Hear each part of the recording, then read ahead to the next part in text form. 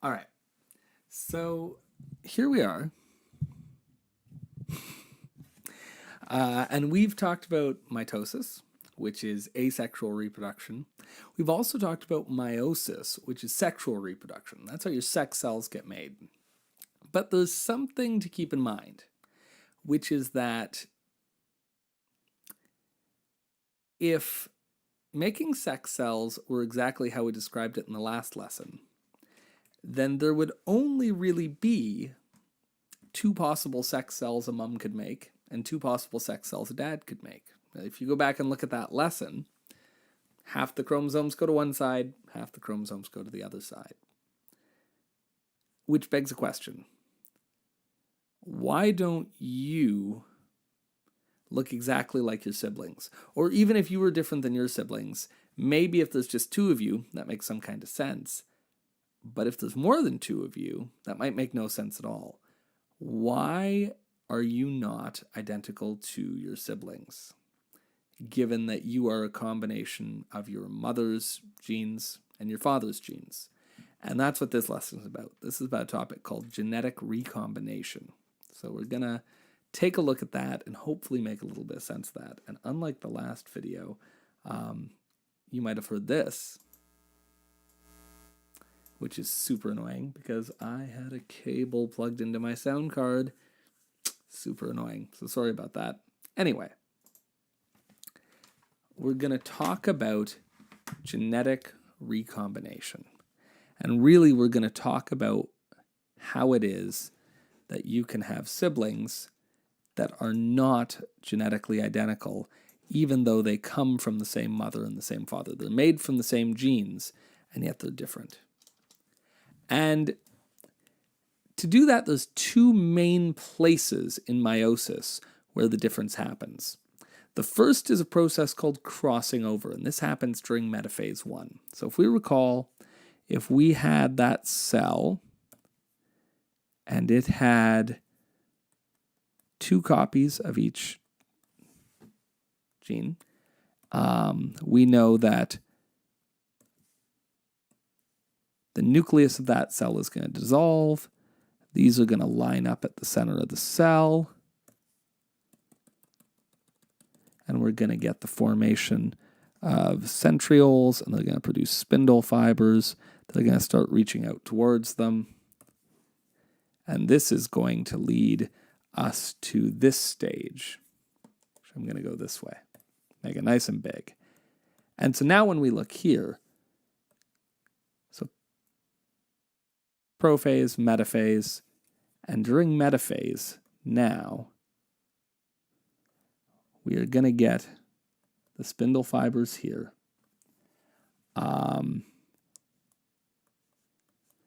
And lining up at the center of the cell, we have got chromosome 1, both copies of it, two identical copies. And this is the stage at which we want to consider things. Because what happens as these line up at the center of the cell is we really have two copies of the same chromosome, and these are replicated. So remember, the whole point of being a sexual creature means that we are diploid. We have two copies of every chromosome and of every gene. And so if you stop and think about that, if this were, say, chromosome 1, this is chromosome 1.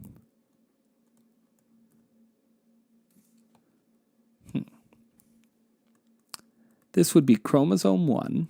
Let's try that again. And you have two copies. You have your maternal copy. This is the copy of chromosome 1 with all the genes on it that you got from your mom. And you have your paternal one. This is the copy of chromosome 1 that you got from your father, your biological father.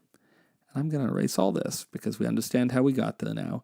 So during metaphase, these line up at the center of the cell, and they're next to each other. They're next to each other. And then the craziest thing happens. So we're going to write this. During metaphase 1,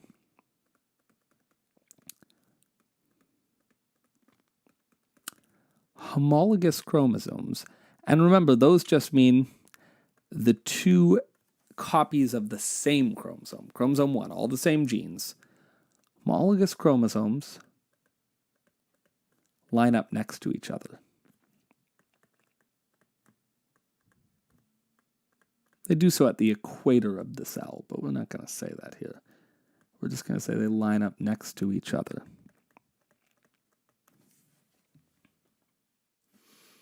And when they line up next to each other, the craziest thing happens, which is they swap alleles, which means that, say, from your mom, you get the gene for blue eyes, and that's located here.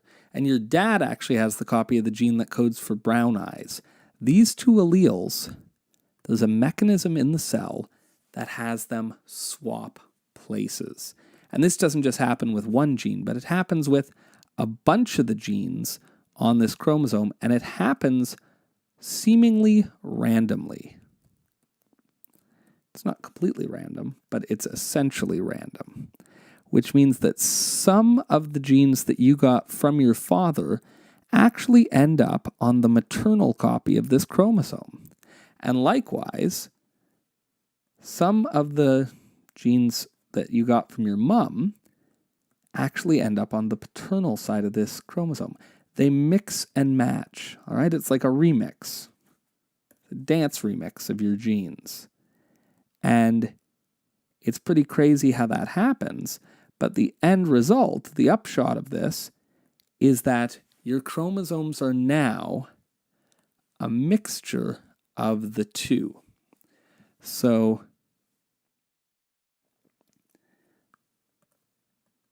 they swap alleles randomly. And again, remember, an allele is just a different version of the same gene. So the gene that determines eye color, it's actually more than one gene, but we'll pretend it's just one, they will swap. The gene that determines the shape of your nose, again, it's more than one, but we'll pretend it isn't, randomly swaps, and they randomly exchange these. And the result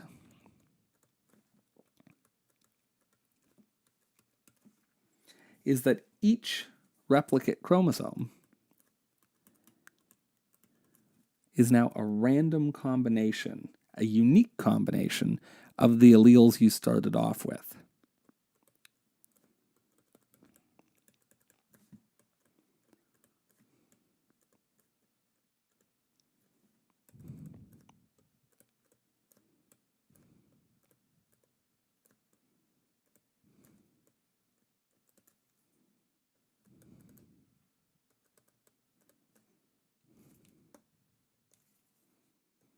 So the alleles aren't changing.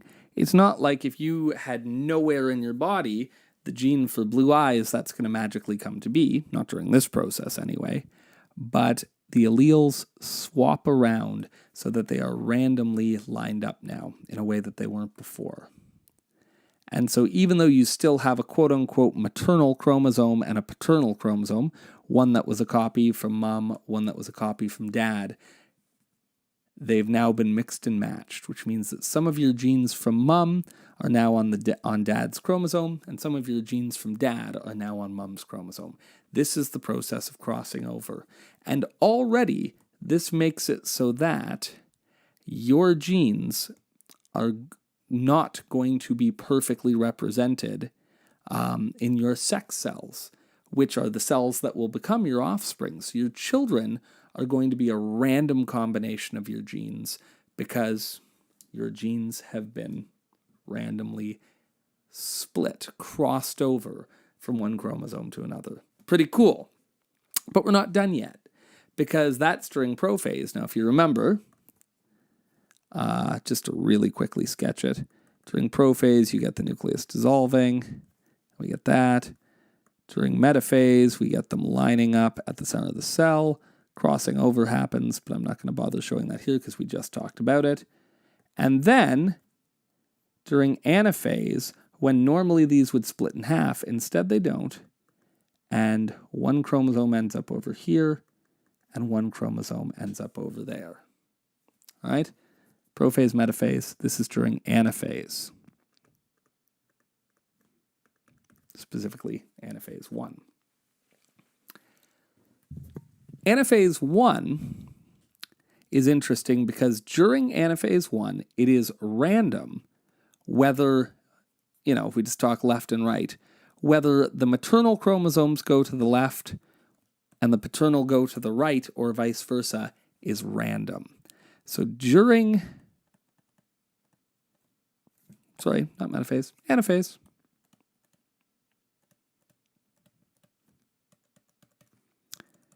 it is random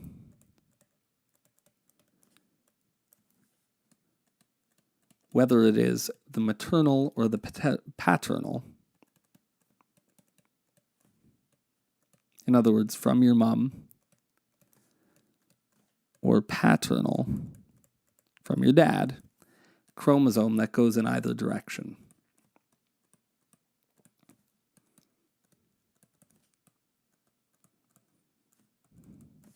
And this may not seem like it matters much, but because you have 23 chromosomes, 46 total, 23 of each, 2 of each, and there's 23, this makes a big difference. So if we look at a cell and we have a copy of chromosome 1 and a copy of chromosome 2,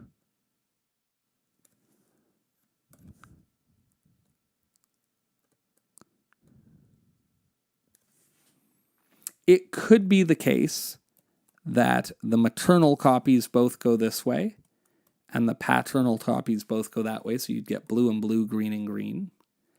But it could just as easily be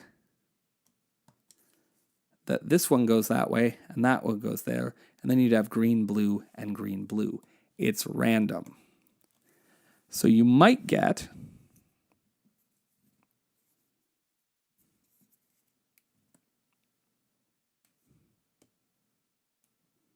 I'm going to copy that. Watch this.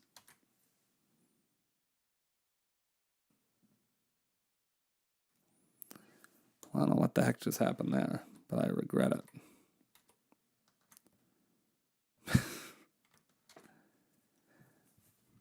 That wasn't as slick as I thought it would be.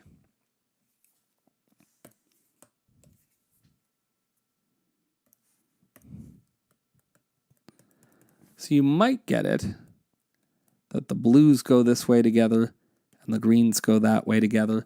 Or you might get it that for chromosome 1, it's like that, but for chromosome 2, the blue goes that way and the green goes that way. So that when all is said and done,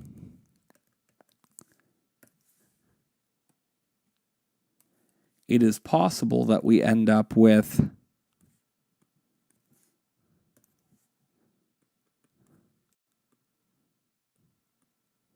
maternal copies of chromosome 1 and 2 and paternal copies of chromosome 1 and 2. In other words, this is basically your mom's chromosomes that you've passed on and your dad's chromosomes there. But we could just as easily have a situation where they're mixed and matched. And this is just with 2 chromosomes, but of course we know that we actually have 23, and that's a lot of chromosomes.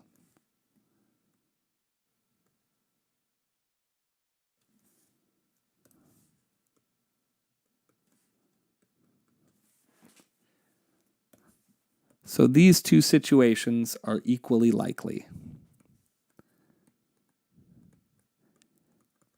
Now, how much difference does that make? Well, in this case, with only 2 chromosomes, there's really only 2 possible combinations. Either the blues end up together or the greens end up together. Not such a big deal, right? But with 20 chromosomes, if anyone happens to be in data management right now, you will talk about this probability. So 23 chromosomes.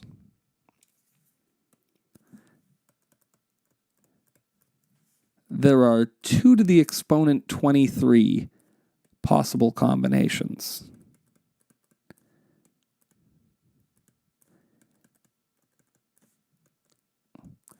And so even there, 2 to the exponent 23, that means 2 times 2 times 2 times 2 times 2 times 2, all the way until you've multiplied 2 by itself 23 times.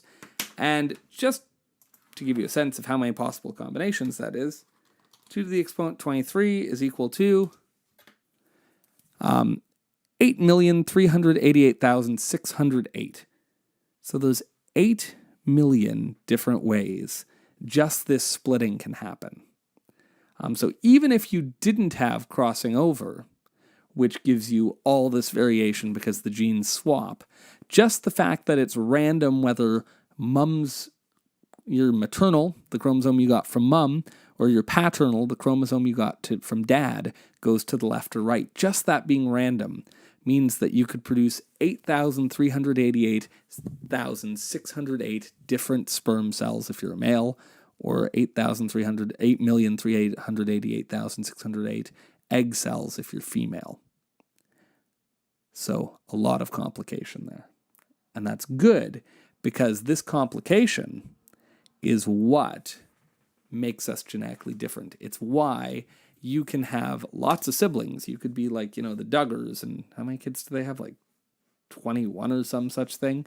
But they're all different. They're all genetically different because no two of dad's sex cells, no two of dad's sperm cells are going to be identical because of crossing over and random assortment. And no two of mum's egg cells are going to be identical because of crossing over and because of random assortment. And we call this process genetic recombination, which is exactly what it sounds like.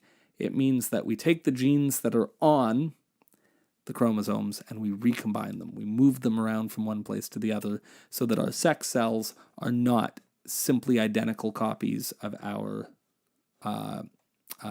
somatic cells, but they really are genetically their own thing. So it's not just your children that are unique, but even your sex cells are each unique. I hope that made some kind of sense. Another tricky topic, to be sure. This is important stuff. I know these couple of days of lessons, it's just kind of like it's basically just boring note-taking. But it's important to get these kind of ideas so that next week we can get into the conceptual stuff and do fun stuff and creative stuff. So, good luck.